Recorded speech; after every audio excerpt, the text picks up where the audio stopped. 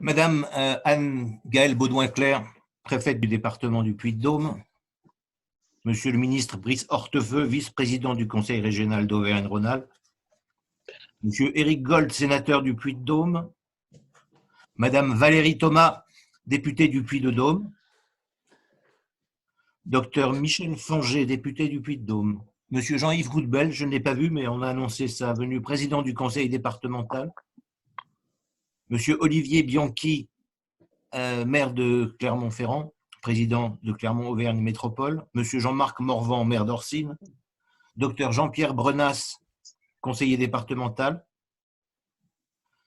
Madame Cécile Dupré, chef du service musée et patrimoine Clermont-Auvergne Métropole, Général Gou, 4e brigade d'aérocombat et délégué militaire départemental,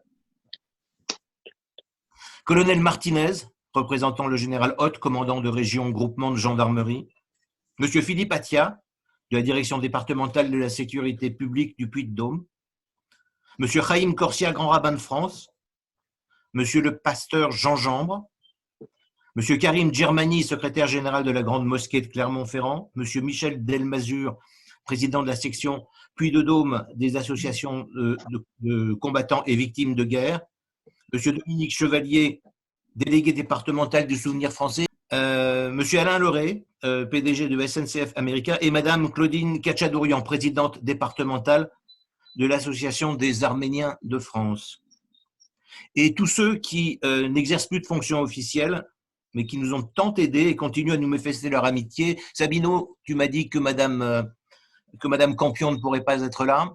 Oui, oui. Et je remercie aussi Serge Godard, ancien maire de Clermont-Ferrand, bien sûr, et le pasteur Patrick Aublé. Et enfin, tous ceux et celles dont on ne m'a pas nécessairement annoncé la présence et qui seraient là et qui voudront bien me pardonner de ne pas les nommer. Et aussi le trio Zikaron, que vous avez entendu jouer ce morceau d'introduction, la prière Adon Olam, composée de Égine Seignerin, Clément Wurm et Joseph Wurm, qui nous accompagnent depuis son confinement d'Arcachon. Michel, excuse-moi, juste un mot, parce que j'ai vu l'ancien maire d'Enza, Monsieur Curet, qui hochait la tête tout à l'heure. On a effectivement omis de le citer, mais c'est avec plaisir que nous l'accueillons, bien sûr, toi et moi, ici. Bon, oui, c'est vrai. Vous pouvez m'excuser, votre présence ne m'a pas été indiquée. J'espère que vous me pardonnerez cet oubli. Tout à fait pardonné, Monsieur Wurm. Mesdames, Messieurs, chers amis, au nom du président Sabino Moustaki, du rabbin Eman Hagege et de tous les membres de la communauté israélite de Clermont, j'ai le grand honneur de vous accueillir à cette célébration de la Journée nationale du souvenir des victimes et héros de la déportation. Nous ne voulions à aucun prix manquer cette cérémonie annuelle du dernier dimanche d'avril et avons donc innové en espérant que l'usage de la visioconférence nous permette à tous de conserver la solennité d'un tel événement, tout en respectant strictement les lois et décrets sur le confinement et la distanciation sociale. Donc je vous remercie de nous suivre si nombreux et toujours aussi fidèles dans cette façon nouvelle, inédite, de transmettre le souvenir. Depuis 1954, cette cérémonie annuelle réunit dans un même souvenir deux tragédies de la Seconde Guerre mondiale, la déportation des résistants et opposants politiques et l'extermination des Juifs et Tziganes de France. À cette époque, en 1954, quand le sénateur Edmond Michelet a instauré cette cérémonie, les souvenirs telles qu'elles étaient définies dès l'après-guerre par le général de Gaulle et les communistes veillaient scrupuleusement à n'établir aucune distinction entre ces deux drames. Et il fallut, de ce fait, attendre le milieu des années 70 pour voir émerger la déportation en vue de leur extermination en Pologne de 76 000 juifs de France et de 15 000 tziganes en tant que phénomène spécifique, une espèce de singularité historique au sens cosmologique du terme, distinct dans ses objectifs comme dans sa terminologie et dans ses résultats, bien sûr, de la déportation punitive des héros de la résistance dans des camps de travail. Pourtant, la communauté de Clermont tient depuis toujours à unir ces deux types de déportation, ces deux drames incomparables mais complémentaires, dans un même souvenir, en ce jour-là.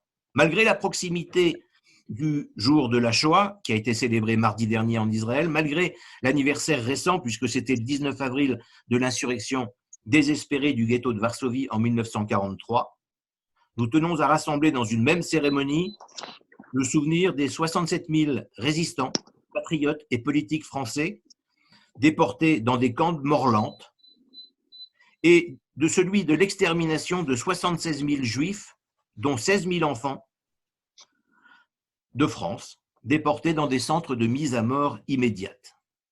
D'une part, ce que leur audace, leur courage, leur patriotisme, leurs idées, leur héroïsme ont conduit à Buchenwald, à Dachau, à Ravensbrück, à Mauthausen, où les attendait le travail forcé, la faim, la violence quotidienne, les maladies, et dont 20% ne sont pas revenus. Et d'autre part, ceux dont la seule origine justifia la déportation vers Auschwitz-Birkenau ou Treblinka, d'où 97% ne revinrent pas. Il m'est, dans un certain sens, naturel d'insister pour que ces deux types de déportation soient rappelés ensemble en ce jour avec une même ferveur. Mon père, Élie Wurm, fut déporté en tant que politique et pas en tant que juif, ce qui lui sauva la vie, au camp de Buchenwald d'août 44 à mai 45. Dans le même temps, 3 personnes âgées, voire très âgées, mes arrière-grands-parents maternels, Berthe et Sylvain Lévy, français de toujours, et mon arrière-grand-mère paternelle, Chaya Wurm, née en Pologne, furent arrêtés en France et exterminés dès leur arrivée au camp du Birkenau.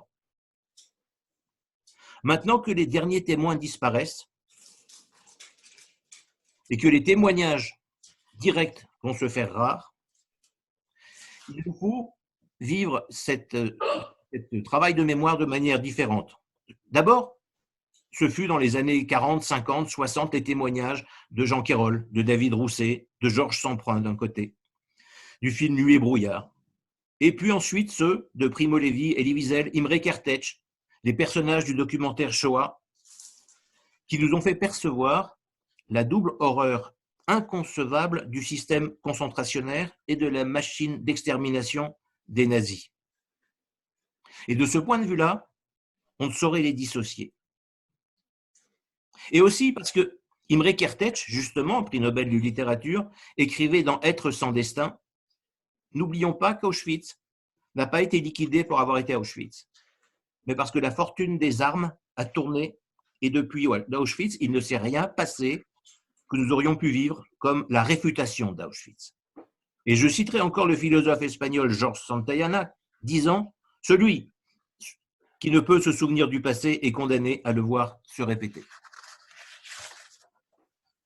Votre présence fidèle à nos commémorations mémorielles et l'immense travail pédagogique qu'accomplit depuis bientôt 7 ans le Centre culturel Jules Isaac, grâce à votre soutien constant, à vous, femmes et hommes politiques, fonctionnaires de l'État et mécènes, grâce aussi à nos bénévoles, nous conforte dans l'idée plus optimiste que la mémoire survivra à la disparition des derniers survivants et des derniers témoins de la déportation et de la Shoah.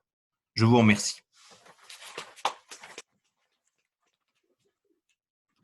Et maintenant, le trio Zikaron va nous jouer quelques mesures de l'introduction du chant El Malé Rachamim, qui est un chant destiné à la montée de l'âme des martyrs et des défunts vers le ciel. Et le rabbin Eman Hagege chantera ensuite cette prière, a cappella.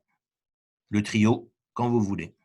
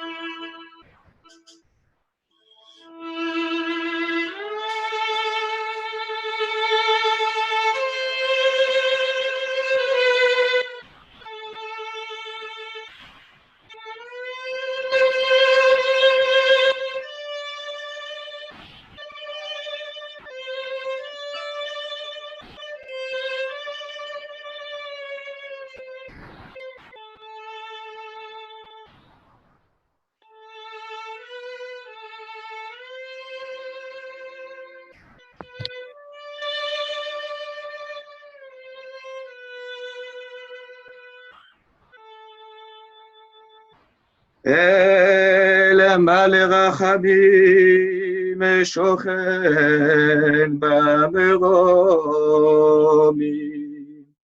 אמצא מנוחה נכונה תחת כנפי השכינה.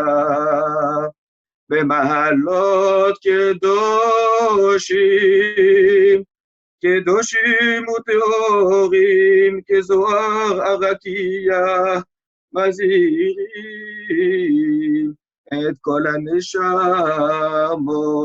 תלחנו בני ישראל שנהרגו ושנשחטו ושנשרפו ושנטבחו ושחנקו חיים ושנספו על קידוש השם בידי המרצחים הגרמנים ועוזריהם משאר העמים. בסוביבוך, בשלמנו, בטרבלינקה, בבזק, במיידנק ובהושבית, בכל שערי מחנות השמד בגלות אירופה, בעבור שכל הקהל מתפלל לעילוי נשמתם. לכן בעל הרחמים יסתירם בסתר כנפיו לעולמים. בצרור החיים את נשמתם, אדוני הוא נחלתם, ויזכור לנו עקדתם, ותעמוד לנו לכל ישראל זכותם. בזכותם נדחי ישראל ישובו לאחוזתם, והקדושים לזיכרון תמיד נגד עיניך צדקתם, ונוחו בשלום על משכבותם, ויעמדו לגורלם לקץ הימים. ואמרו Amen. Amen. Le trio Zikaron va nous jouer maintenant une mélodie hébraïque de Joseph Akron. Enfin, ils sont en duo d'ailleurs là. Mais...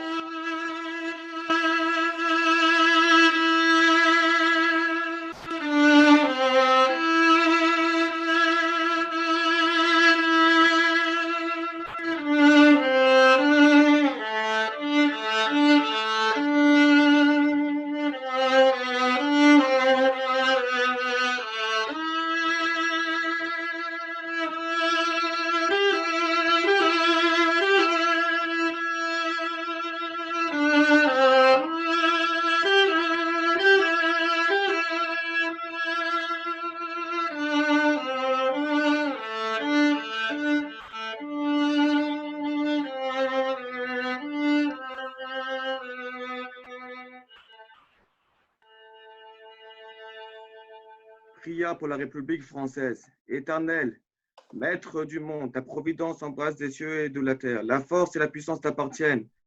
Par toi seul tout s'est lavé et s'affermit. De ta demeure sainte, ô Seigneur, bénis et protège la République française et le peuple français. Regarde avec bienveillance depuis ta demeure sainte notre pays, la République française, et bénis le peuple français. Que la France vive heureuse et prospère, qu'elle soit forte et grande par l'union et la concorde. Que les rayons de ta lumière éclairent ceux qui président aux destinées de l'État et font régner l'ordre et la justice. Que la France jouisse d'une paix durable et conserve ce rang glorieux au sein des nations. Que la France reste fidèle à sa noble tradition et défende toujours le droit et la liberté. Accueille favorablement nos vœux, que les paroles de nos lèvres et les sentiments de notre cœur grâce devant toi, ô Seigneur, notre Créateur et notre Libérateur. Amen. Mais, Voilà. Ah, Monsieur le grand rabbin. Ben voilà. Ça va? Voilà. Donc, Eman a joué Les doublures Très pour bien. pour la prière. Je viens de l'entendre. J'arrivais pas à me connecter. Il me manquait le code 03 22 33. Ben, c'est pas grave, c'est bon. Donc, maintenant, si vous voulez nous dire quelques mots, nous vous écouterons bien volontiers. Avec plaisir. Je trouve, d'abord, je veux vraiment vous remercier, vous féliciter d'avoir réuni tant de monde, tant d'amis, tant de proches, pour montrer que c'est pas parce qu'on ne peut pas se rassembler qu'on ne peut pas commémorer quelque chose d'essentiel. La commémoration de ce qui nous anime, c'est une façon de voir, d'une certaine manière, comme quelqu'un qui a perdu un membre, on parle de membre fantôme. Il ressent la présence alors qu'il y a l'absence. C'est comme ça que nous vivons l'absence de ceux qui nous manquent tant. Et je veux à chaque cérémonie rendre hommage au travail incroyable de Serge Klarsfeld qui a donné des noms, parfois des visages avec des photos, des identités, parfois quelques lignes, comme une simple existence, une preuve de vie. Et c'est sur les travaux de Serge Klarsfeld qu'on peut, ville après ville, et j'ai pu l'expérimenter à Mende avec une famille pour laquelle j'étais installé une plaque avec le souvenir français, dire simplement, voilà, ici, en ces lieux, une famille a vécu, une famille a été raflée, une famille a déporté, et pourtant nous gardons mémoire d'elle. Et tout le principe aujourd'hui de cette cérémonie et plus largement de notre génération, c'est de savoir faire le lien entre la génération des témoins, ceux qui ont vécu, ceux qui ont recueilli leurs témoignages, et les générations futures. Nous sommes, comme l'aurait dit Wiesel, les témoins des témoins. Et entendre un témoin, c'est devenir soi-même un témoin pour pouvoir raconter ses vies. Et moi, je vous engage, là où vous êtes, et malheureusement maintenant on a un peu de temps, mais de lire ces témoignages uniques, car chaque histoire est unique. Et lorsqu'on écoute ou lorsqu'on lit un témoignage, une histoire, on se rend compte à quel point la chose la plus terrifiante, au-delà de la violence, de la haine, des assassinats, c'était le sentiment d'indifférence.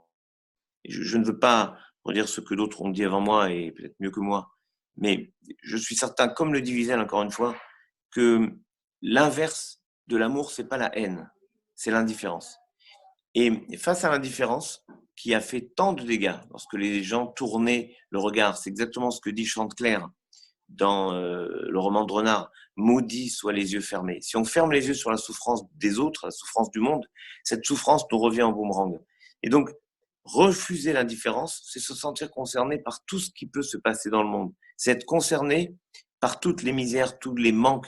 C'est finalement être exactement comme le dit les Maximes des Pères, ce texte du Talmud dont nous avons lu le 2e chapitre hier, samedi. Eh bien, dans ce 2e chapitre, il y a une Mishnah, un texte qui nous dit « Bimkom chez En Ish, Ishtadel Yot Ish ». Dans un endroit où il n'y a pas d'homme capable d'assumer cette humanité, toi, sois un homme. Et je voudrais rendre hommage aux justes qui, en France et dans le monde, mais en particulier en France, ont sauvé, comme le rappelle Serge Klarsfeld, 3/4 de la communauté juive de France. Ces justes sont des hommes, des femmes importants, des gens de peu, des frères, des sœurs, des pasteurs, des prêtres, qui ont des simples paysans, qui ont accueilli, qui ont ouvert leur maison, leur cœur et leur âme et qui ont sauvé d'une certaine manière l'âme de la France. Et c'est pour faire mémoire de tout cela que nous sommes rassemblés aujourd'hui à travers Zoom, qui nous permet, je vous l'ai dit, malgré tout, de garder cette humanité parce que nous gardons le lien. Alors, garder mémoire, faire mémoire de la déportation, c'est pas simplement commémorer leur mort, c'est aussi nous rappeler que nous avons des engagements à poser pour transformer la société. Et c'est ce que j'espère nous saurons faire là où nous sommes, chacun et chacune, avec ce qui est, à mon sens, la chose la plus importante, essayer d'être un homme, essayer d'être humain, essayer finalement d'être un frère. Et face à l'indifférence de certains de tant et tant dans le monde, il faut revenir aux phrases, par exemple, de Monseigneur Saliège à Toulouse, qui disait simplement dans toutes les églises de son diocèse, il a fait lire cette phrase incroyable et pourtant si simple et si banale, les Juifs sont des hommes, les Juives sont des femmes. Monseigneur Théas à Montauban, le pasteur Bognert au désert, toutes celles et ceux qui, en essayant d'être des hommes et des femmes engagés, ont été capables de changer l'histoire du monde. Changeons l'histoire du monde, y compris aujourd'hui, en nous engageant et en étant présents aux autres. Que leur âme soit toujours pour nous un signe de vie. Amen. Merci, Monsieur le Grand Rabbin de France. Je passe maintenant la parole à Madame Anne-Gaëlle Baudouin-Clerc, préfète du Puy-de-Dôme. Michel, Oui, oui, on va laisser la dernière prise de parole à Madame la préfète, oui. comme il C'est est bien ce qui est prévu. comme je devais dire la conclusion avant, donc je vais dire tout de suite la conclusion et laisser le soin à Madame la préfète de terminer cette cérémonie.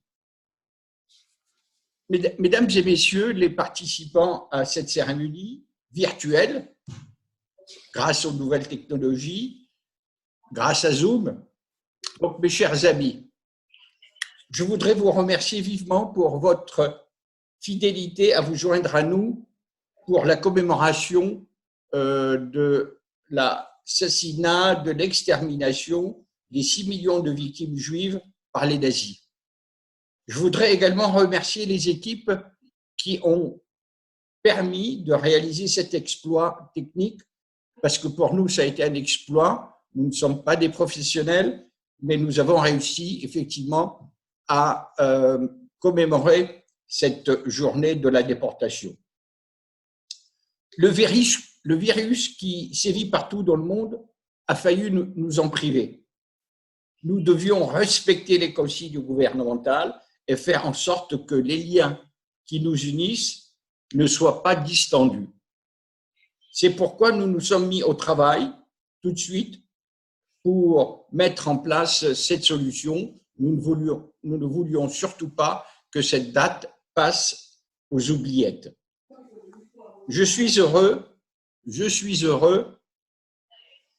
et fier d'avoir permis à notre ville et à notre département de réaliser cette unique commémoration. C'est comme cela, avec acharnement, que nous vaincrons également ce virus et avec opiniâtreté. Prenez bien soin de vous pendant cette période difficile. Nous y arriverons, j'en suis certain. Merci. Merci, Madame la préfète. Je vous en prie. Mesdames et messieurs les élus, monsieur le président de l'association culturelle israélite, monsieur le grand rabbin, mesdames et messieurs. Chaque année depuis 1954, nous honorons la mémoire des victimes et des héros de la déportation. Nous nous souvenons du sort tragique de ces millions de femmes et d'hommes et d'enfants victimes de la barbarie, officiellement en ce jour, mais aussi chaque jour dans les tristes méandres de la rumeur. Cette année, ce moment de mémoire intervient dans des conditions singulières, alors que nous réapprenons la vulnérabilité du genre humain et que le repliement sur soi est la seule arme que nous puissions brandir face à un ennemi invisible. Saisissons l'occasion qui nous est donnée de mieux penser l'essentiel, puisque nous y engage le silence des rues et l'expérience renouvelée de notre impuissance. Ravivons, cette année encore plus fort, le souvenir du tourment de millions de victimes de la déportation et de ces héros non moins malheureux qui luttèrent contre le glissement de tous, témoins, bourreaux et victimes vers le néant. Car quand l'ennemi frappe sans discernement, selon un commandement connu de lui seul, nous avons le devoir de convoquer l'histoire, de nous interroger sur ce qui fait l'homme. L'injustice que subirent les déportés et qui n'a jamais cessé de marteler nos consciences, l'injustice gravée à l'encre brune dans nos livres d'histoire est une leçon exemplaire qui doit nous instruire, aujourd'hui encore.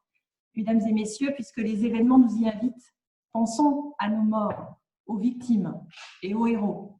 Ces dernières semaines, plusieurs figures de la Seconde Guerre mondiale qui connurent cette autre peste ont été emportées par la maladie. Je pense à Frida Rattenberg et à Dora Werzberg qui se sont illustrées par leur courage dans la résistance en sauvant de nombreux enfants juifs de la déportation.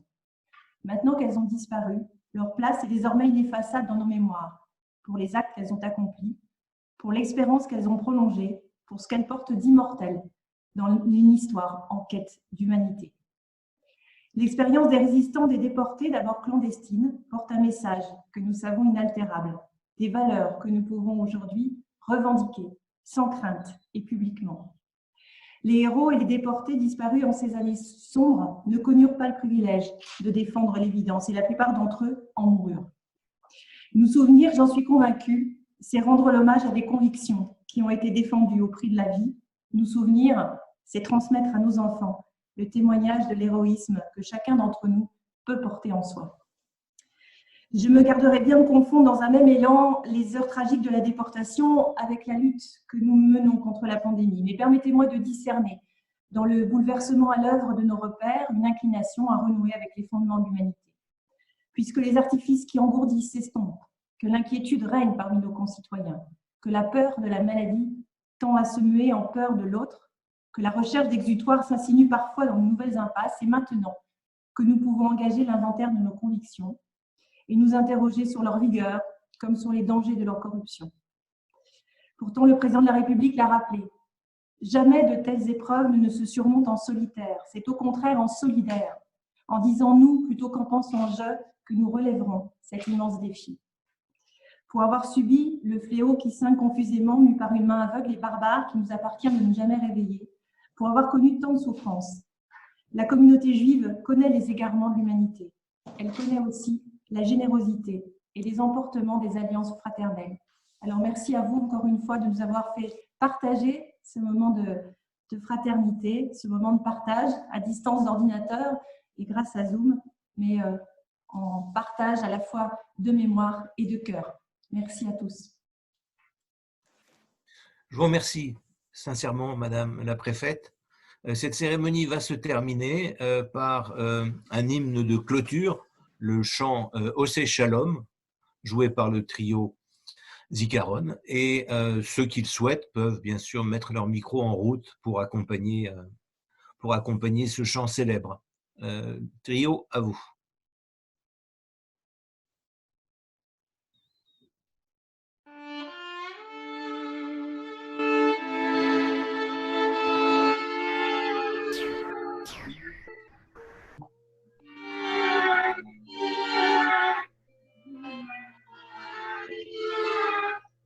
Il faut que les gens gardent leur micro fermé, sinon ça coupe. Fermez vos micros.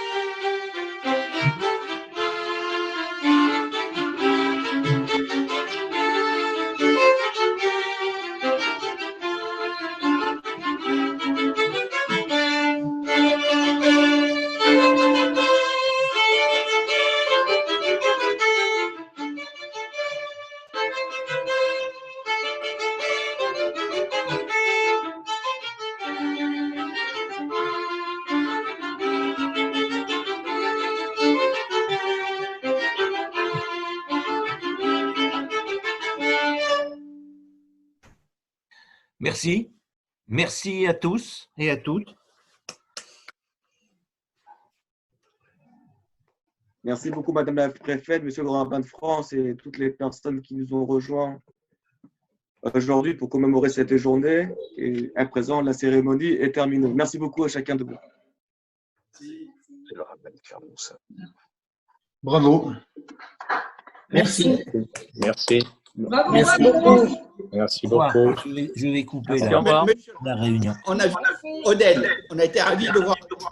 Merci à tous. Merci à tous. Et bravo pour le Genre-Fest. Merci pour l'organisation.